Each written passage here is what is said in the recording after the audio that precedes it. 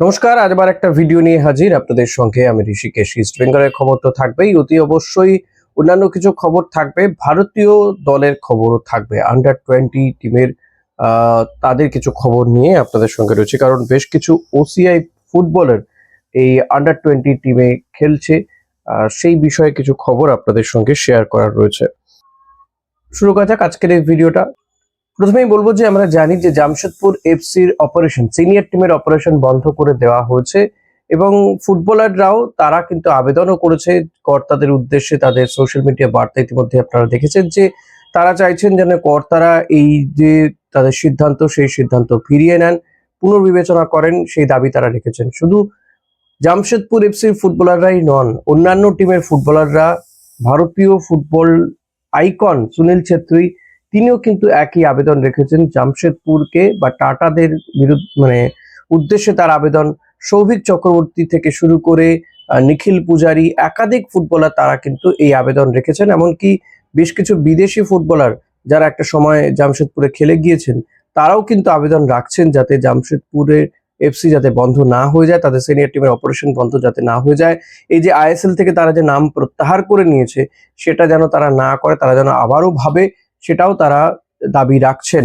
তো আমার দাবি গতকালও রেখেছিলাম যে এআইএফএফ এর উদ্দেশ্যে, কারণ এআইএফএফ যেভাবে টাকার জন্য প্রেশার দিচ্ছিল, সেই জায়গাতে এআইএফএফ এরও কিছুটা রিলিজ বা রিল্যাক্সেশন দেওয়া উচিত বলে আমার মনে হয়। কারণ রিলায়েন্স চলে গেছে, টাটার মতন কোম্পানি তারাও যদি চলে যায় ভারতীয় ফুটবল থেকে, তাহলে এর থেকে খারাপ বিজ্ঞাপন তার কিছু হতে পারে না। ভারতীয় ফুটবলের দৈন্য দশা, কঙ্কালসার অবস্থাটা বেরিয়ে পড়ছে। এমনিতেই যা অবস্থা, তাতে কেউই থাকতে চাইছে না আর ভারতীয় ফুটবলের সঙ্গে। তো প্লিজ হেল্প করুন এআইএফএফ বা কল্যাণ চৌবেদের উদ্দেশ্যে এই বক্তব্য।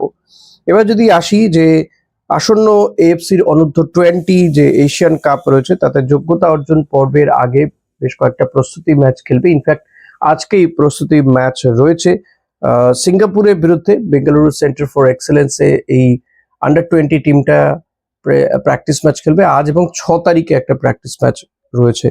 মহেশ গাউলি হচ্ছে এই টিমটার কোচ। তো 30 জন ফুটবলারের নাম মহেশ গাউলি ঘোষণা করেছেন। তাতে অতি অবশ্যই প্রত্যাশিতভাবে বলা যেতে পারে যে মণিপুরের ফুটবলারের ছড়াছড়ি, তাদের আধিক্যই বেশি রয়েছে।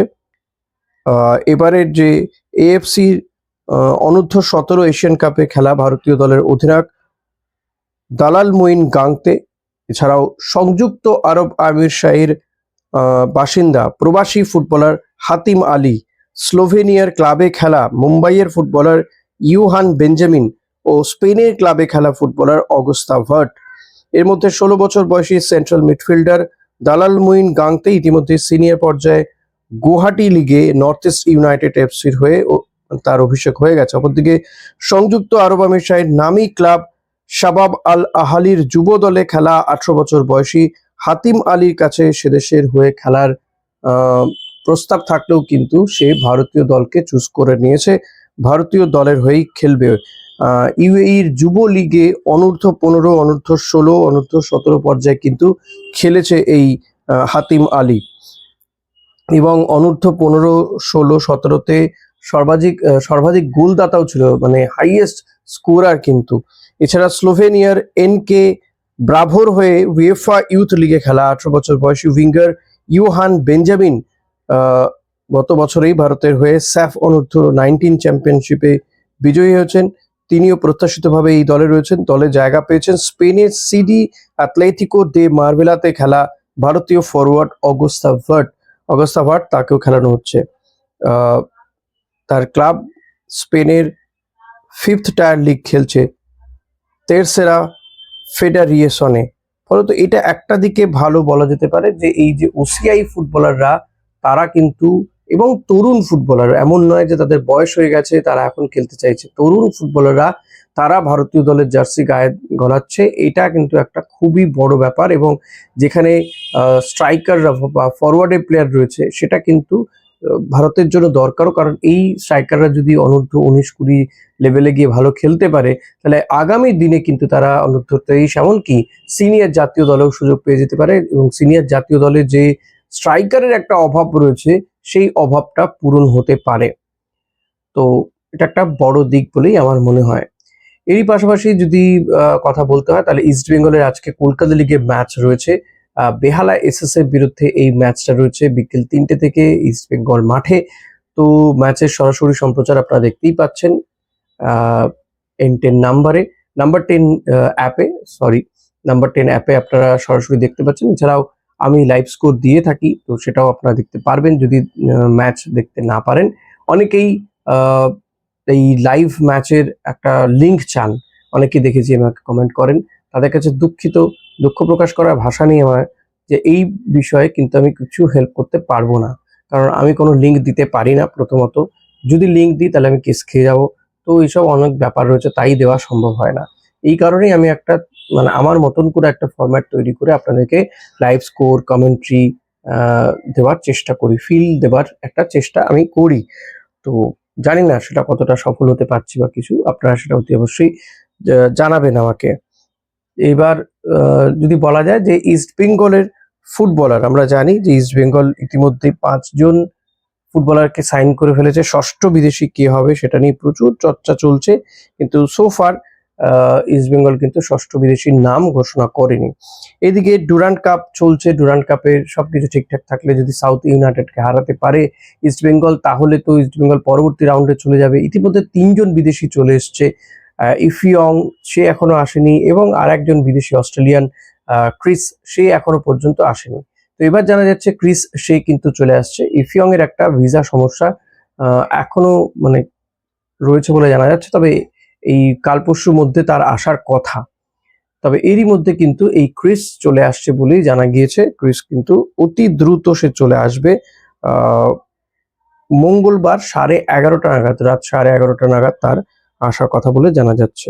এদিকে মঙ্গলবার কিন্তু জেমি ম্যাকলারেন, মোহনবাগানের এই স্ট্রাইকার, তারও আসার কথা, মিগুয়েলেরও আসার কথা ছিল, কিন্তু সেখানে বিমান বিভ্রাটের জন্য মিগুয়েল আসতে পারেনি। তো আগামী 2-1 দিনের মধ্যে হয়তো মিগুয়েলও চলে আসবে। আস্তে আস্তে সমস্ত বিদেশি আসছে, এবং যেটা বড় বিষয় যে ইস্ট বেঙ্গলের এই বিদেশিরা যদি চলে আসে, তাহলে ইস্ট বেঙ্গল অলমোস্ট 4 জন বিদেশিকে নিয়ে খেলতে পারবে। ইস্ট বেঙ্গলের পরবর্তী ডুরান্ড কাপের ম্যাচ রয়েছে 7ই অগস্ট।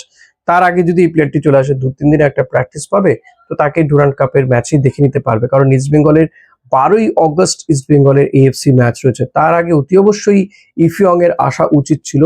তো দেখা যাক ইফিয়ং 1-2 দিনের মধ্যে আসতে পারে কিনা। না হলে কিন্তু এই ভারতীয় স্ট্রাইকারদের উপরেই ভরসা করতে হবে, এবং সেক্ষেত্রে এই অ্যাটাকিং মিডফিল্ডার বা এই যে উইঙ্গার যাকে নিয়েছে ক্রিস ইকোনমিডিস, তাকে হয়তো সেকেন্ড স্ট্রাইকার হিসেবে বা তাকে স্ট্রাইকার হিসেবে খেলাতে পারেন হাবাস। এটা হাবাসের উপর ডিপেন্ড করছে তিনি কি সিদ্ধান্ত নেবেন। তো দেখা যাক।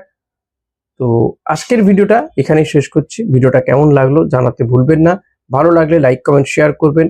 আর একটা বিষয়ে আপনাদের বলবো যে আজকের ম্যাচে কি হতে পারে স্কোর। ইস্ট বেঙ্গল কিন্তু আজকে ম্যাচ জিতলে পরপর 5টা ম্যাচ জিতে যাবে, এবং 5টা ম্যাচ জিতে তারা যথেষ্ট ভালো পজিশনে থাকবে, লিগ টেবিলে ভালো পজিশনে থাকবে। তো আগের ম্যাচে আমরা দেখেছি যে বিষ্ণু এবং জেসিন টিকেকে ছাড়াই ইস্ট বেঙ্গল 5টা গোল করেছে। তো আজকের ম্যাচে কি হতে পারে স্কোর, এটা প্রেডিক্ট করে যাবেন। তবে আজকের ম্যাচে বিষ্ণু, ডেভিড বা জেসিনটা খেলবেন কিনা তা সকালে ঠিক হওয়ার কথা, যেটা জানা যায়নি।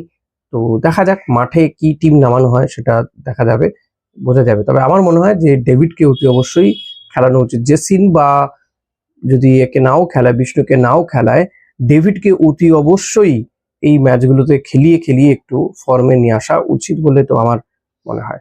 দেখা যাক কর্তারা ঠিক কি করেন আজকের ম্যাচে। ভিডিওটা এখানে শেষ করছি। ভালো লাগলে লাইক, কমেন্ট, শেয়ার করতে ভুলবেন না। চ্যানেলে নতুন হলে সাবস্ক্রাইব করে দেবেন প্লিজ। Thank you.